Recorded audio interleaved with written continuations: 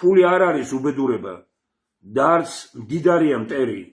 უბედურება ფულით გაბოროტებული და გადიტკაცებული. ისინი ბატონკაცურად უყურებენ ყველას და ყველაფერს.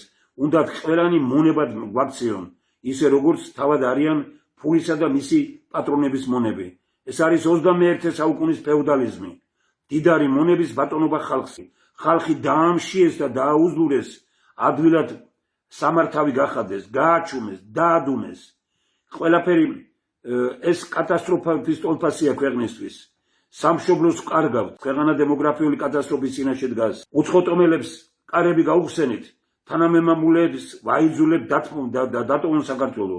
მონური შრომისთვის გავწერეთ და პოლიტიკური უფლებები წავართმით და კიდევ უფრო მეტად ვართმევს დღეს. ქვეყანა მოტყუებული ყალბი ეროვნული პათოსით, დემოგრაფიის თამაშით, სოციალური დემაგოგიით და ელიტარული კორუფციით ჭაობში იძირება. ეს არის რითაც იღუპება დღეს ქვეყანა, ეს არის დემოკრატიის თამაში. დემოკრატიის თამაშია ვითომ ქუჩაში თავისუფლებაა და პოლიცია მიყვება წინ და უკან კიდე აცილებს და ვიღაცას გონია რომ ეს არის ან კიდე საუბარი იმაზე რომ ხო ხედავთ ომი არა გვაქვს. ადამიანები არ არიან თავისუფალი. სასამართლო არ არის თავისუფალი. ტელევიზიები იხურება, ბატონკაცური დამოკიდებულება ყველაფრის მიმართ. რაზეა საუბარი?